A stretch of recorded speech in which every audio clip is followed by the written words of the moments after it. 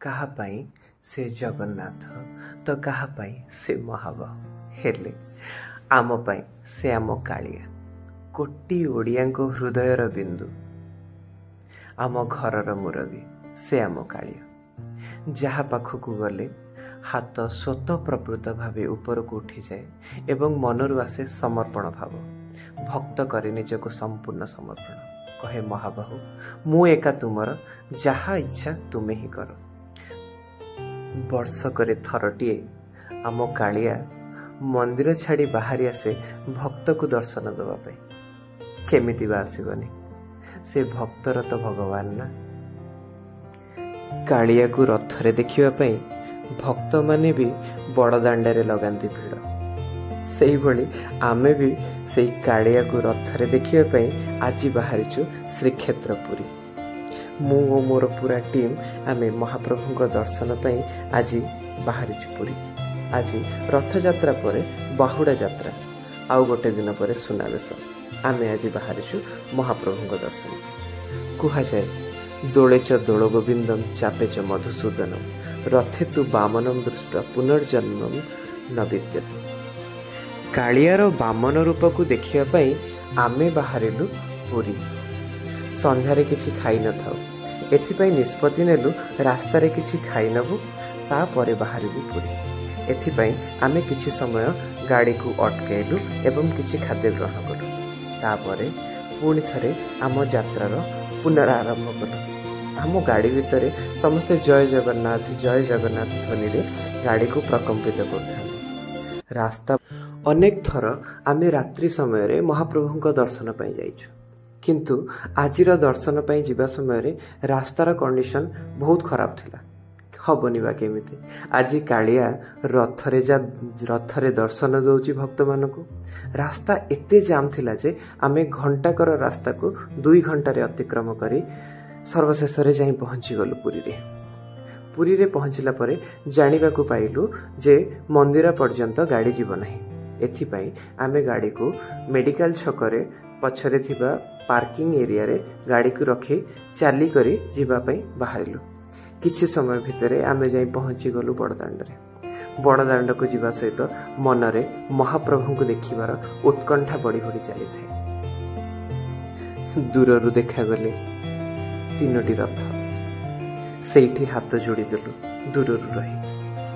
ପୁଣି ନିଜର ଗତି ତୀବ୍ର କଲୁ, କାହିଁକି ନା ଲୋକମାନେ କହୁଥାନ୍ତି କିଛି ସମୟ ଭିତରେ ମହାପ୍ରଭୁଙ୍କ ଦର୍ଶନ ବନ୍ଦ ହେଇଯିବ। ରାତ୍ରି ଆଳତି ଷ୍ଟାର୍ଟ ହେଇଯାଇଥିଲା। ଆମେମାନେ ଅବିଳମ୍ବେ ଯାଇ ରଥ ସମ୍ମୁଖରେ ଦଣ୍ଡାୟମାନ ହେଲୁ। ଯେତେବେଳେ ମହାପ୍ରଭୁଙ୍କ ଆଖିରେ ଆଖି ମିଶିଗଲା, ବହୁ କଥା ଭାବିଥିଲି କହିବା ଲାଗି, ସବୁ କିଛି ଭୁଲିଗଲି ସେଇ କାଳିଆକୁ ଦେଖିଲା ପରେ।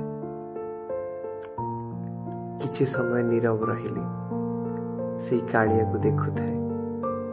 ମନେ ମନେ ଗୋଟାଏ ପଦ କହିଲି, ମହାପ୍ରଭୁ କହିବି ବା କ'ଣ, ସବୁ ତ ତୁମେ ଜାଣିଛ। କେଡ଼େ ସୁନ୍ଦର ଥିଲା ସେ ରୂପ। ବୋଧହୁଏ ଏଇଥିପାଇଁ କବି ଲେଖିଛନ୍ତି, ଆସିଥିଲି କାଳିଆ ତୋ ଦର୍ଶନ ପାଇଁରେ, ତତେ ଛାଡ଼ି ଯିବା ପାଇଁ ମନ ବଳୁ ନାହିଁ ରେ। କେଡ଼େ ସୁନ୍ଦର ଥିଲା ସେ ଦୃଶ୍ୟ। କାଳିଆ ପାଖରେ ଠିଆ ହେଲେ ସମୟ କେତେବେଳେ ବିତିଯାଏ ଜଣା ପଡ଼େନି। କାଳିଆକୁ ଦେଖିଲା ପରେ ବଡ଼ ଭାଇଙ୍କୁ ଟିକେ ଦର୍ଶନ କଲୁ, ମାଙ୍କୁ ଦର୍ଶନ କଲୁ। ଦର୍ଶନ କଲା ପରେ ଆମେ ମନ୍ଦିର ପରିକ୍ରମା ପାଇଁ ବାହାରିଲୁ। ମନ୍ଦିର ପାଖରେ ନୀଳଚକ୍ର ପାଖରେ ହାତ ନ ଟେକିଲେ କ'ଣ ମନ ପୁରେ? ମହାପ୍ରଭୁଙ୍କ ନୀଳଚକ୍ର ପାଖରେ ହାତ ଟେକିଲା ପରେ ବାହାରିଗଲି। ମୁଁ ପୁଣି ଥରେ ରଥ ପାଖକୁ ଫେରି ଆସିଲି। ଆସିଲା ପରେ ଦେଖିଲି ଜଣେ ମାଉସୀ ଦୀପ ବିକୁଛନ୍ତି, ତ ଇଚ୍ଛା ହେଲା ମହାପ୍ରଭୁଙ୍କ ରଥ ପାଖରେ ଦୀପଟିଏ ଦିଅନ୍ତି। ଦୀପଟିଏ ଦେଲି। ମନରେ କିଛି କହିବାକୁ ଥିଲା, କିନ୍ତୁ ସବୁ ଭୁଲି ଯାଇଥିଲି। ଏଥିପାଇଁ ମହାପ୍ରଭୁଙ୍କୁ ସେଇ ଗୋଟାଏ ପଦ ପୁଣି ଥରେ ଉଚ୍ଚାରଣ କଲି, ମହାପ୍ରଭୁ ସବୁ ତ ତୁମେ ଜାଣିଛ, ତେଣୁକରି ଯାହା ତୁମର ଇଚ୍ଛା ସେଇଆ ହିଁ ହେଉ। କାଳିଆର ଦର୍ଶନ କରି ମନ ଭାରି ହାଲକା ଲାଗୁଥାଏ। ଇଚ୍ଛା ଥିଲା ମନ୍ଦିର ଭିତରକୁ ଯିବା ଲାଗି, ହେଲେ ମନ୍ଦିର ବନ୍ଦ ହେବାର ସମୟ ଆସିଯାଇଥିଲା। ତା ସହିତ ପାଖରେ ଫୋନ୍ ବି ଥିଲା। ତେଣୁକରି ଆମେ ଆଗ ଏକ ଫଟୋ କ୍ଲିକ୍ କରିନେଲୁ। फोटो क्लिक कला परे मंदिर परिक्रमा करने को आम बाहर मंदिर परिक्रमा कला परे मु जहाँ देखिली ताहाको आपणक सहित शेयर करने को जाऊँ। मंदिर चारिपार्श्व शह शह संख्यार लोक महाप्रभु को दर्शन पाई अपेक्षा करी सोई जाइथा। कालिया आज अच्छी बाहर ताकू देखिवा लगी आज भक्त भी शोची बाहर। धन्य से भक्त, धन्य से भगवान। आज भगवान बाहर बोली भक्त बाहर, भक्त बाहर बोली भगवान बाहर। ये भक्त और भगवान कर जो संपर्क ताहा अवर्णनीय।